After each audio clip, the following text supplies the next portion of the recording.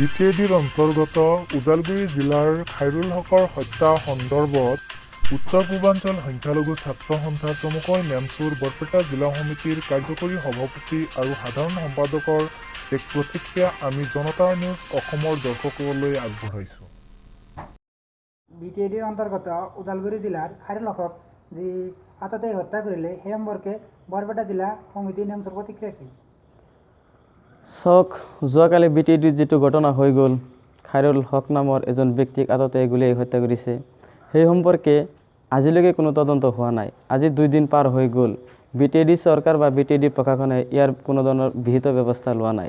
বিটিএডিত এনেকুৱা ধৰণৰ ঘটনা আগতে হৈ গৈছে।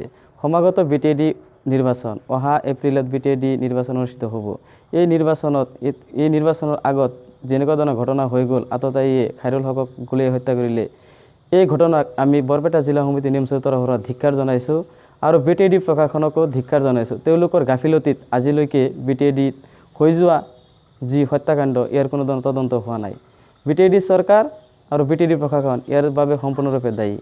আৰু বিটিএডিত যি উন্নয়ন হৈ আছে, হাগ্ৰামী মহিলাৰীয়ে যি ধৰণৰ উন্নয়নৰ কথা কৈ থাকে, বিটিএডিত কোনো ধৰণৰ উন্নত হোৱা নাই। আজিলৈকে বিটিএডিত বিটিআৰ চুক্তি কৰিলে তেওঁলোকে অনলি বড়োসকলক লৈ তেওঁলোকে চুক্তি কৰিছে, অবড়োসকলক কোনো ধৰণৰ সুৰক্ষা দিয়া নাই।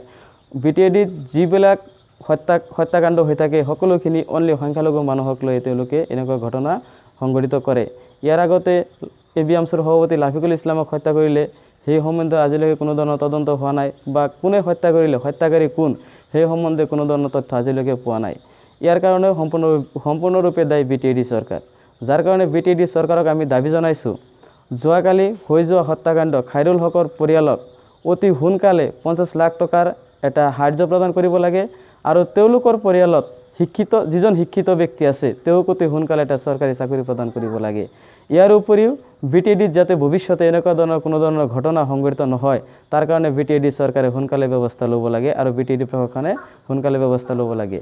আমাৰ দাবী থাকিব চৰকাৰলৈ যে খাইৰুল হক নামৰ ব্যক্তিক যিজনক যোৱাকালি হত্যা কৰিছে, সেই হত্যাকাৰীক অতি শীঘ্ৰে গ্ৰেপ্তাৰ কৰিব লাগে আৰু তেওঁলোকক কঠোৰতকৈ কঠোৰতম শাস্তি দিব লাগে। এনেকুৱা শাস্তি দিব লাগে, তেওঁলোকৰ শাস্তি চাই যাতে ভৱিষ্যতে বিটিএডিত তেনেকুৱা ধৰণৰ কোনো ধৰণৰ হত্যাকাণ্ড সংঘটিত নহয়, তেনেকুৱা ধৰণৰ শাস্তি দিব লাগে। এইটো আমাৰ বিটিএডি প্ৰশাসনলৈ দাবী। আৰু বিটিএডি চৰকাৰে যাতে ভৱিষ্যতে সংখ্যালঘুসকলক বা অবড়োসকলক সুৰক্ষা দিয়ে, অবড়োসকলক নিৰাপত্তা দিয়ে, তাৰ কাৰণে বিটিএডি চৰকাৰে বিহিত ব্যৱস্থা গ্ৰহণ কৰিব লাগে। ইয়াৰ উপৰিও সকলো সময়তে কৈ থাকে বিটিএডি চৰকাৰে বিটিএডি উন্নয়ন হৈছে, অবড়োসকলক সুৰক্ষা দিছে। এতিয়ালৈকে আমি চোৱা নাই অবড়োসকলক সুৰক্ষা, অবড়োসকলক কোনো ধৰণৰ সুৰক্ষা হোৱা নাই, তেওঁলোকৰ কোনো ধৰণৰ অধিকাৰ দিয়া হোৱা নাই। যিখন ঠাইত যিখিনি মানুহে তেওঁক হত্যা কৰিছে, হত্যাকাৰীসকলক অতি সোনকালে তদন্তৰ আওতাত আনিব লাগে। আৰু আমি বৰপেটা জিলা সমিতি নেমচুৰ তৰফৰ পৰা এইটো CBI তদন্ত দাবী কৰিছোঁ। অতি শীঘ্ৰে চৰকাৰে CBI তদন্ত কৰি ইয়াৰ মূল হত্যাকাৰীক অতি শীঘ্ৰে গ্ৰেপ্তাৰ কৰিব লাগে আৰু তেওঁলোকক শাস্তি দিব লাগে। এইখিনি আমাৰ বৰপেটা জিলা সমিতিৰ তৰফৰ পৰা দাবী থাকে।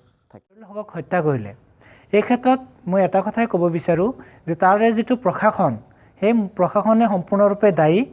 আৰু এটা কথা ক'ব বিচাৰোঁ যে বিটিএডিত লাফিকুল ইছলামক হত্যা কৰাৰ পিছত যিটো তদন্ত হৈছিল, আজিলৈকে সেই তদন্তৰ কোনো ধৰণৰ ফলাফল পোৱা নগ'ল।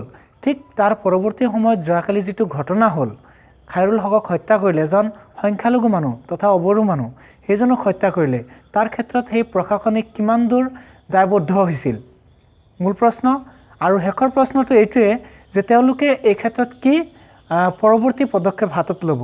আমাৰ এটাই দাবী যে এইটো উচিত তদন্ত হ'ব লাগে, তাৰ লগতে NIA নথবা CBIৰ সঠিক তদন্ত হ'ব লাগে, তদন্ত হৈ দুখীয়া উচিত শাস্তি পাব লাগে।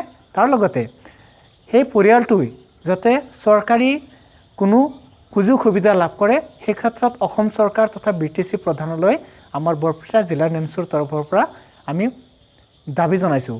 যদি এই ক্ষেত্ৰত তেওঁলোকে অনীহাৰ ভাৱ প্ৰকাশ কৰে, সেই ক্ষেত্ৰত বিটিএডিৰ তথা অসমবাসী ৰাইজে কেতিয়াও ক্ষমা নকৰে। আৰু তেওঁলোকে যদি ইয়াৰ ক্ষেত্ৰত কোনো ধৰণৰ পদক্ষেপ নলয়, সেই ক্ষেত্ৰত আমি নেমচুৰ ফালৰ পৰা সম্পূৰ্ণৰূপে গণতান্ত্ৰিক আন্দোলন ল'বলৈ আমি বাধ্য থাকিম। গতিকে এইখিনিয়ে আমাৰ চৰকাৰলৈ দাবী তথা BTC প্ৰধানলৈ দাবী যে অতি সোনকালে দোষীক কৰায়ত্ব কৰিব লাগে আৰু উচিত শাস্তি প্ৰদান কৰিব লাগে যাতে পৰৱৰ্তী সময়ত এনেকুৱা ধৰণৰ অশান্তিমূলক কাৰ্যকলাপ যাতে BTCত তথা BTADত তথা BTRত কোনো ধৰণৰ সংঘটিত হ'ব নোৱাৰে। সেই ক্ষেত্ৰত আমি পূৰ্ণাংগ দাবী জনাইছোঁ।